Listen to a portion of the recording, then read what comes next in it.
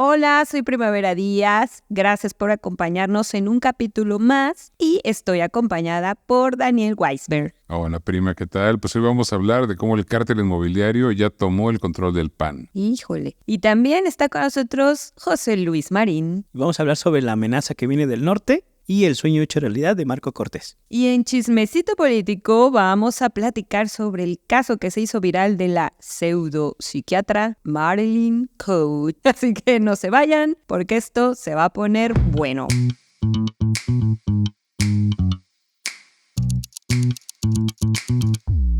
Y vámonos. Pues ya tenemos presidente del PAN. Exacto. De verdad, ¿no? En la oposición parece que cada vez quieren estar peor. Sí, no entiendo por qué esta necesidad de querer hundirte más. O sea, el PRI, pues sí, con Alito. El PAN, en vez de buscar una alternativa más, regresa a estos juniors, que aparte de implicados en casos de corrupción, que ahorita nos va a comentar algo Dani, pero no sé por qué esa necesidad, o no sé por qué no entienden, por qué no le están haciendo caso a López Obrador, que les recomendaba pues cambiar de dirigente, buscar a otros personajes, pero no quieren, se ve que no sé cuál es el rumbo, por qué tanta necesidad de querer conservar el poder. Yo honestamente... Espérame, ahora sí diría el poeta, pero ¿qué necesidad? ¿Para qué tanto problema? Yo creo que honestamente es que no tienen más. O sea, yo creo que viendo la elección, votaron 40 personas en todo el país, ¿no? Fueron unos números bajísimos en todos lados. Creo que no hay más. Creo que el PAN está tan desprestigiado que no tienen para dónde moverse.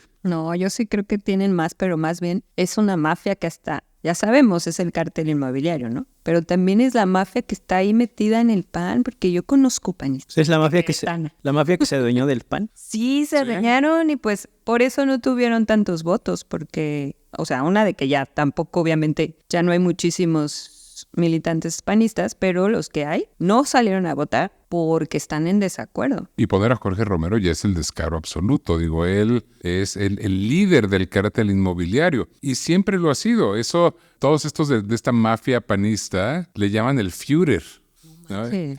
Porque es el jefe del cártel inmobiliario y era, ¿no? Sí, desde el principio, desde que fue alcalde en Benito Juárez, él fue el que coordinaba toda la corrupción y todas las tranzas del cártel inmobiliario. Y poner a alguien que todo el mundo sabe que es corrupto, o sea, ponerlo abiertamente como presidente del principal partido de oposición del país, es que es un ridículo, es que es incomprensible. Alguien que ni Margarita Zavala ni Calderón quiere. No, ni es lo que ayer yo estaba platicando con mi jefa, de que le dije, es que son unos O sea, ¿con tu mamá? sinvergüenza. No, con mi jefa de la chamba. Ah. Y de que le digo, es que son unos sinvergüenzas, y me dice, sí, y además, pues mensos, ¿no? Porque se les va a caer todo, pero justo yo le decía, pero es que los fundadores del PAN, que ¿cómo se apellidan? Gómez Morín.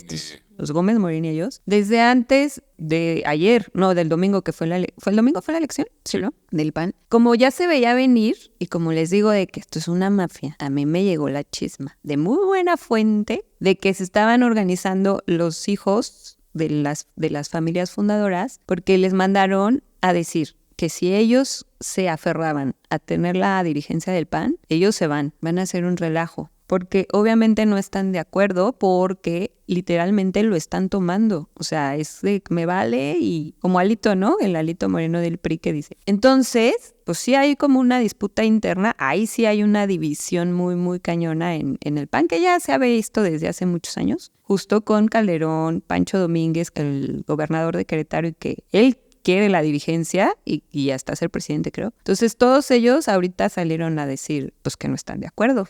Pues sí, pero al final tampoco están haciendo nada. Es como los viejos, pero es como los viejos dirigentes del PRI o Beltrones, como Sorochón, que de nada sirve que estén criticando, cuestionando un liderazgo, el de Alito. Lo mismo pasa en el PAN. O sea, literalmente esos que dices que están en desacuerdo y que se están reuniendo para hacer algo, pues ¿qué carajo están haciendo? No, y la verdad, Sí. también es cierto que en tanto el PRI como en el PAN, lo que no ayuda es que se están peleando por migajas. Exacto. O sea, porque después de la derrota masiva que tuvieron y de que ya por más que griten y pataleen con las mayorías calificadas, Si no quieren participar en la toma de decisiones democráticas, no importa. Se pueden ir a su casa, pueden no votar, pueden hacer lo que quieran. Van a pasar las leyes, van a pasar las reformas, todo. Son absolutamente intrascendentes en términos legislativos. No tendrían que serlo. Podrían, si adoptar una posición democrática, participar y opinar, proponer cosas, pero como están, son intrascendentes. Se están peleando en realidad por los presupuestos de los partidos, por tener un poco de dinero que repartir y con el cual hacer actos corruptos, porque no tienen... Sí, pero no les queda nada más. Así que el mal de la izquierda de antes, ahora le afecta a la derecha. Porque antes la izquierda tenía el mal de no ponerse nunca de acuerdo. Ahora lo que podría ser la corriente progresista, pues puso de acuerdo. Y ahora la oposición no se logran poner de acuerdo. O sea, les afectó ese mal. Bueno, pero la derecha ese mal lo resuelve muy fácil. Con dinero. Si algo son la derecha, son disciplinados. Cuando hay dinero y cuando hay poder, todos se alinean, a diferencia de la izquierda, donde nos encanta pelearnos y darnos por todos lados. Aunque estemos ganando y aunque estemos de acuerdo, nos encantan los pleitos internos. Pero bueno, pues al final, pues qué bueno, ¿no? Que se hundan a nosotros, qué mejor para nosotros. Pero yo creo que... No es mejor para nosotros. No, es bueno que exista una oposición, porque también si no nosotros nos vamos a hundir igual. Sí, claro. Sí. Porque eso también te sostiene. Yo estoy de acuerdo con eso, pero me refiero a que lo que se debe de ver aquí es el verdadero problema. Si el PAN está luchando por migajas o no, o que ya tienen un dirigente que es un capo de capos. Entonces, pero es que eso todo el mundo lo sabe. Sí, pero no todo el mundo lo sabe. No, sí. O sea, entonces... A menos que los panistas no lo sepan, pero el pueblo de México... O no lo quieran creer, ¿no? Los panistas. Mira, lo que necesita este país es una oposición nueva.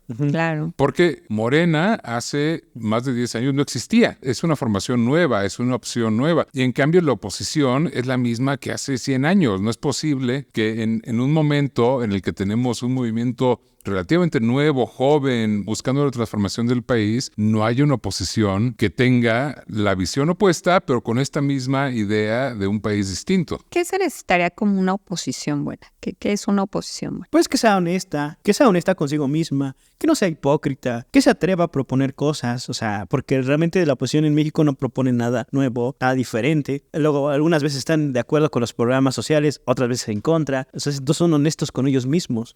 Mira, creo que también uno de los problemas por los que no tenemos una oposición decente es porque sí hay un porcentaje importante de la población que no está de acuerdo con la 4T, la gente que votó por Xóchitl, pero es cierto que esa gente tampoco sabe lo que quiere. En realidad lo que los unió por 6 años fue el odio al expresidente López Obrador. Lo odiaban y entonces eso unificaba a todos los que lo odiaban, aunque sus intereses fueran distintos. Entonces la oposición no podía aglutinar sus intereses porque no había nada que aglutinar. Lo único que había era odio. Ahora con el gobierno de Claudia Sheinbaum y perdiendo esta figura que los hacía rabiar con el expresidente López Obrador, a lo mejor empiezan a definirse más claramente qué es lo que quiere, qué país imagina la gente que vota en contra de la 4T. Y una vez que eso empiece a definirse, empezarán a surgir, yo espero, opciones políticas que representen estas visiones. Pero ahorita, ¿qué representa el PRI? ¿Qué representa el PAN? Nada. Representa nada más odio contra el expresidente y representa la anti-4T, pero nada más diciendo que no.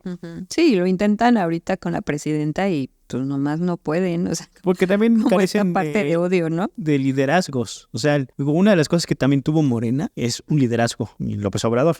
O sea, así que este personaje les ganó todo y en la oposición les falta un personaje que entienda a ese sector que no está de acuerdo con la 4T, que detecte qué es lo que quieren y en eso se enfoque y use ese lenguaje para decir, mira, yo te propongo esto y esta es la solución que yo propongo, pero es lo que no han descifrado. Falta un liderazgo y un mensaje para que llegue a todos. Por ejemplo, en el caso del presidente López Obrador, decía, a los pueblos, al pueblo hay que darle bienestar, hay que darle felicidad. Y ese es su mensaje, ¿no? Y acabar con la corrupción. Y la oposición no ha encontrado un mensaje cómo conectar ahora con la gente que está en desacuerdo con la 4T. Sí, claro, es que no tienen, por más que veas por dónde. Es que la misma gente no sabe, de verdad, es hablando con gente, con opositores a la 4T, todos muy rápido atacan todo lo que hizo el presidente, lo que hace, y dicen, está mal, pero si le dices, bueno, ok, esto está mal, ¿cómo estarían las cosas bien? ¿Cómo te imaginas tú México? ¿Qué es lo que tú quisieras que pasara? Nadie sabe, no tienen idea, lo único que están es en el no, en el estoy en contra, en el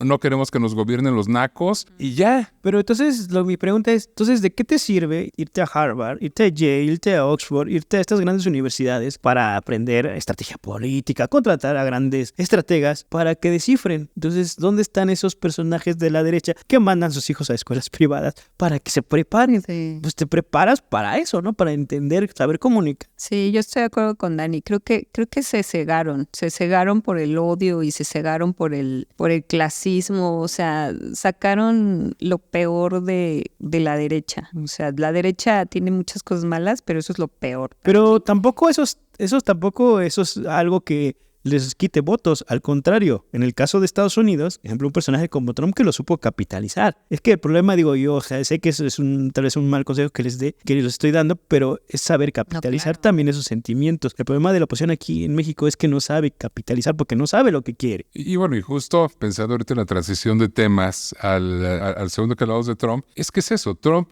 el asunto es que creo que no solo supo capitalizar el desencanto y la gente que estaba descontenta con el gobierno de Biden y eso, sino que supo articular, aunque no parezca viendo sus discursos que son pura tontería, pero en realidad él y su equipo supieron articular una visión de país.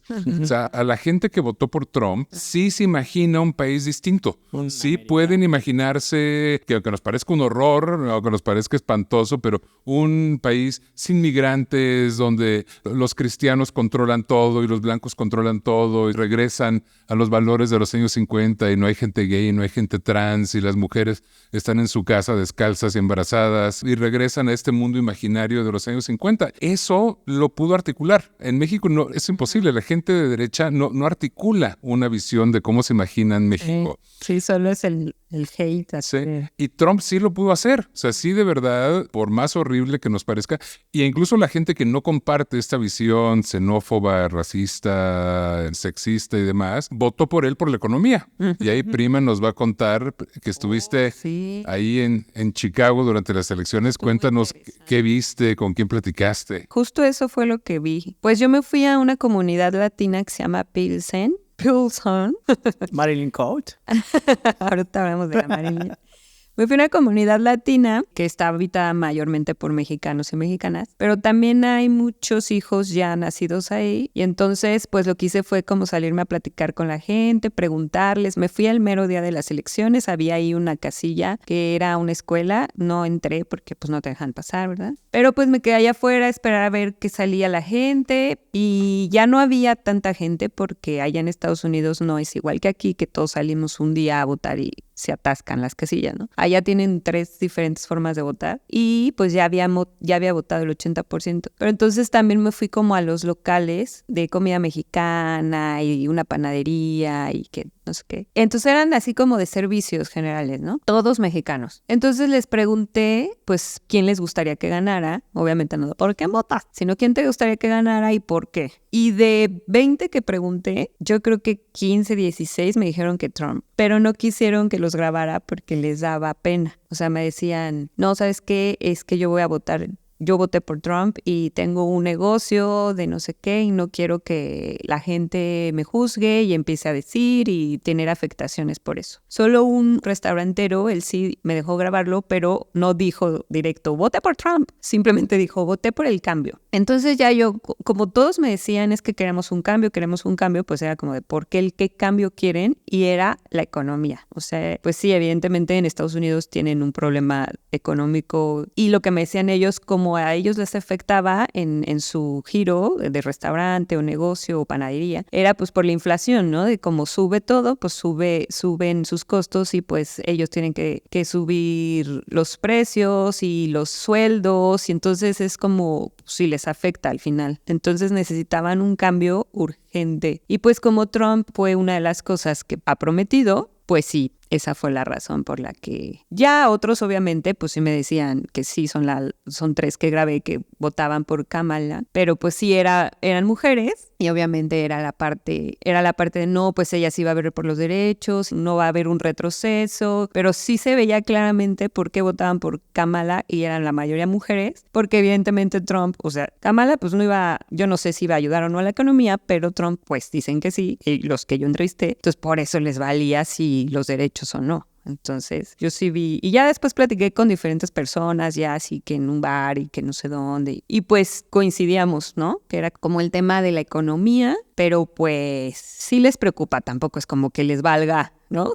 Como que digan, ay, me vale, ¿qué va a pasar? Pero pues sí les preocupa más que nada el tema de la migración, de que pues dice que sí va a deportar a muchísimos y miles y millones, que va a ser la mayor deportación masiva de la historia de los Estados Unidos. Y pues eso, yo vi eso, no había como incertidumbre, ni en las noticias se veía como, igual es como aquí, ¿no? También están los medios de derecha, están los medios de izquierda, están los medios de centro, y durante toda la noche que se estuvo dando como el proceso de conteo, que pues nosotros jurábamos que iba a ser días después y pues fue sorpresivamente inmediato casi. Yo veía así como que me cambiaba de un canal, así no sé, Fox, ¿no? Derecha, y veía como las reacciones súper positivos y no sé qué, y me cambiaba a, ay, ¿cómo se llama este otro medio de izquierda? Bueno, no es de izquierda, es de centro, no me acuerdo. Y sí se veían todos así bajoneados, así como de ya nos cargó la fregada, ¿no? Entonces sí se ve igual que aquí como la diferencia ideológica, pero en sí como que en las calles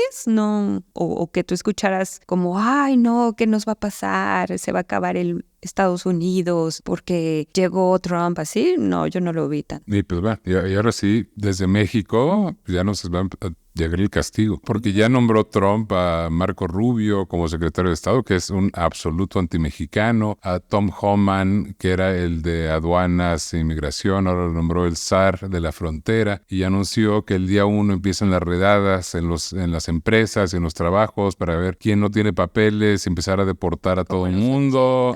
Se van a poner las cosas rudas. No, y aparte, digo, ejemplo, Marco Rubio también va a estar ahí. También ha opinado, también es uno de los que ha promovido la intervención en México para ir por los grupos criminales, que es el sueño húmedo de Marco Cortés y de los panistas de Ricardo Anaya. Entonces, pues por lo menos esa parte sueñan que se les va a cumplir el sueño de que Estados Unidos quiera intervenir en nuestro país. Entonces, bueno, quiero hacer una reflexión de cómo creo que a veces criticamos nuestra oposición, pero creo que la oposición gringa está mucho peor que la nuestra, ¿eh? O sea, literalmente Kamala, con todo el poder mediático, con todas las corporaciones, con todo esto y sus grandes asesores bien pagados, o sea... Mira, Pues es que, perdón. Y Kamala resultó peor opción que Xóchitl Gálvez. Es que era una muy mala opción. Pues sí, porque era...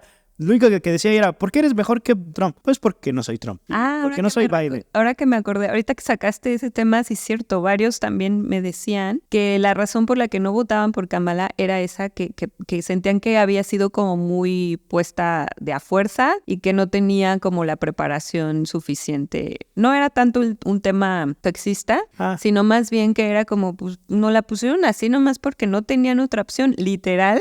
Como Xóchitl. Pues sí. Y también es cierto que, digo, lo que pasa es que en México hemos tenido una experiencia distinta, pero en prácticamente todo el mundo, después de la pandemia, todos los gobiernos que estuvieron en los años siguientes a la pandemia han perdido miserablemente en las elecciones. En prácticamente todo el mundo, las elecciones han sido de cambio, porque le echan la culpa a sus gobiernos, a veces con razón, a veces sin ella, de la crisis, de la inflación, de los problemas económicos, de todo esto que ha pasado después de la pandemia. En México nos sorprende porque aquí tuvimos una situación muy diferente, donde en lugar de odiar al gobierno que estuvo pospandemia, nos pareció a la gran mayoría de mexicanos que lo hizo muy bien y lo apoyamos, ¿no? Y el apoyo fue incluso mayor. Pero en casi todo el mundo los gobiernos han cambiado. Digo, nada más el día que ganó Trump se cayó el gobierno alemán y todos los países que ha habido elecciones está ganando la extrema derecha o grupos muy extraños porque la gente está muy descontenta con lo que le ha pasado al mundo económico y políticamente después de la pandemia. Descontenta y también muy domesticada. O sea, uno de los pecados también de la gente que vive en Europa y en Estados Unidos que se creen que son de primer mundo, es que se creen muy listos. Lo malo es que sí están bien domesticados, ¿no? O sea, en las escuelas los domestican muy bien y se creen muchas cosas. En México la diferencia es que el pueblo es más consciente y había un gran dirigente. Eso fue lo que también salvó a este país, de que en esta elección del 24 le sale a la derecha. Ajá, híjole. Sí, porque además podemos comparar. Ya vivimos la pandemia anterior, el 2008, con un gobierno de derecha y de repente ahora vemos lo que es una pandemia con un gobierno de verdad preocupado la gente y dijimos, pudo haber sido mucho peor. Si hubiéramos tenido al PAN gobernando la pandemia o al PRI, estaríamos en el hoyo, de verdad. Lo sufrimos, fue terrible, hubo muchas muertes y daño económico, pero nos pudo haber ido muchísimo peor. Sí, no, con el COVID. Ay, no, Dios mío, Qué miedo. Entonces también digo, no podemos culpar a la pandemia por culpa de que en otros países haya cambiado, sino es por culpa de sus mismos gobiernos. Sí, claro. Que no supieron cómo comunicar a la gente. Es que si te olvidas de la gente, te olvidas de tu sostén, estás perdido. Pero eso es el neoliberalismo y eso es lo que gobierna, por desgracia, ¿no? Más de la mitad del mundo. Y una de las cosas que promueve mucho el neoliberalismo, pues es como la imagen, la superficialidad, el tener títulos, el tener muchos diplomas, el estudiar en universidades prestigiosas como en Oslo. Mira qué transición tan fluida. Entonces, Ya besito por... Entonces, pues eso es lo que nos va a la primavera, porque ya estoy llevando la conversación hacia estos reconocimientos. Y en chismecito político, ¿cómo se llama? Marilyn Cole. Marilyn Coates. Esta señora, yo andaba allá en los Chicagos y que me pongo a ver y yo pensé que era broma. Así como, ¿qué es esto? Pues literalmente la señora es un meme. Sí, justo, yo pensé que era broma porque lo vi en un tweet. Ahí va el hilo, ya ven que avientan sus hilos los expertos analistas de X. Y fue el primero, y empecé a ver más y más. Y es más, ni había entendido que era de Puebla la señora esta, sí, porque yo pensé, porque hablaban de San Antonio y en no sé dónde, todo en Estados Unidos, y pues yo pensé que era como estas latinas que crecen allá, ¿no? Ya después empecé a ver más y más y más. Pero, a ver, Dani, cuéntale a la audiencia qué pasó. Mira, esta señora, abogada, que es una falsa psiquiatra y que puso su consultorio diciendo que es psiquiatra y neurocientífica. Y mira, ella sería una figura que daría hasta lástima si no fuera porque se metió con la vida de otras personas. O sea, si nada más fuera ella y su locura, pues ¿qué puedes decir? Los niños perdidos de Canal 5 padece de sus facultades mentales. Y pues dices, pobre, ¿no? Alguien que se arma una vida imaginaria y que estuvo en el FBI photoshopeándose y diciendo que estuvo en la Universidad de Oslo y que hace videos hablando supuestamente francés y dice puras cosas incomprensibles y lo mismo en inglés. Pero lo peligroso es que esta mujer estaba recetando medicamentos controlados y diagnosticando gente con esquizofrenia y con trastornos y dándoles medicamentos sin tener idea. No, es que eso es peligrosísimo, se le pueden hasta morir. Sí, ¿Qué, eso. José Luis? ¿Qué, José Luis? Te veo con cara de... Pero como diría Ricardo Arjona, el problema no es que mientas, el problema es que le creyeron. Y el problema no es que la gente le haya creído, porque la gente literalmente fue engañada. El problema es que una página de internet como Doctoralia de prestigio, un medio nacional milenio, que un gobierno la haya dado como espacios, ¿qué quiere decir? O sea, el problema no es que ella mienta, el problema no es que ella se crea la gran experta, la gran médica, sino el problema es que los que deberían cuidar al pueblo, a los ciudadanos, le crean. Sí. Sí. Entonces, con dinero va a ir el perro. Y avalen su mentira. Sí, ella finalmente es un síntoma de falta de regulación, donde justamente sitios que recomiendan doctores, tiene que haber una mayor responsabilidad y una mayor regulación para saber que por lo menos la persona que estás promoviendo y a la que le estás dando un premio, de verdad, ¿no? Es doctora, de verdad es psiquiatra y no es una impostora. No, y por ejemplo, es que eso es importante porque yo al menos... Es que ella estaba en una plataforma, que no me acuerdo cómo se llama, Doctoralia, algo así. Doctoralia. Ajá, que tú buscas así una emergencia, me siento mal, me duele la panza y te arrojan médicos, ¿no? Y les puedes llamar y te consultan vía telefónica. Yo lo hice un par de veces porque vivía sola, porque no tenía doctor cercano, porque me estaba en la cama y no me podía parar. Con este caso, ella estaba en esa plataforma. Sí, y a esa plataforma le dio un reconocimiento. Exacto. Ay, no manches. Le dio un premio y lo que digo es que ¿Cómo confías ahora en es que eso? justamente por eso esta plataforma que era la más prestigiosa en médicos y literalmente ahora se ha revelado que al que aparece en las primeras búsquedas y que ella aparecía en las primeras búsquedas no era porque pagaba. Claro. Pagas como 2,500 pesos por registrarte al mes. Pero si pagas más, te van rankeando mucho mejor. Entonces, el que paga más, como en el sistema neoliberal, está arriba. Y obviamente no piden ninguna documentación. Pues parece que no. Parece que no piden porque ella no tendría documentación para enseñar. Entonces, ¿cómo es posible que poniendo en tu sitio, rankeándola, cuando ni siquiera tiene título de medicina? Bueno, tenemos Massive Caller que pone a Xochitl Gálvez como presidenta de Estados Unidos también. Por ejemplo, en México hay muchos casos de personajes que se han construido en base a la mentira, como Marifer Centeno, como Lili Telles, como Sandra Cuevas, que se dicen especialistas en algo y que dicen que tienen las maestrías, los doctorantes, no sé qué decía Sandra Cuevas, y el problema es que ellos mismos se lo creen. Bueno, ellos se lo creen, pero luego hay otros que también no los creemos. No, estamos justo hablando de eso, donde a mí no me parece un problema tener a personas como servidores públicos o legisladores que no tengan título universitario. A mí me parece que la gente tiene diferentes historias, tiene diferentes caminos. Puedes tener gente brillante y muy educada que no pasó por el sistema tradicional universitario. Eso no me parece un problema. Lo que me parece un problema es que sientan la necesidad de mentir y de decir que tienen maestrías y doctorados de la escuela Patito, donde simplemente los pagan, nada más porque todavía permea en México esta idea de que, ay no, si no tienes un título universitario, no vales. ¿No? Y en realidad hay gente muy valiosa y hay gente que aprende mucho de otras formas. Pero una cosa es una cosa y otra cosa es ser médico, porque esos son los psiquiatras, son médicos. Sí. Y cuando ya están involucradas las drogas legales, los medicamentos que le das a una persona que tiene una enfermedad mental o un trastorno mental, no manches, está cañón. No puedes jugar con eso. Es el problema, y ahí de nuevo viene esta historia de corrupción. Cómo le vendían a la gente farmacias, medicinas controladas, cuando la cédula que venía en la receta no coincidía con el nombre de la doctora que estaba arriba. Ahí también hay una historia de corrupción que hay que checar. Oye, sí. Porque en realidad, pues supuestamente tenemos todas estas formas de mecanismos de seguridad para que no te puedan dar una receta falsa o no puedas tú imprimirte una receta trucha nada más para ir a comprar medicamentos controlados en una farmacia. Porque además, si ella no hubiera recetado, sería malo, sería grave, pero pues sería como...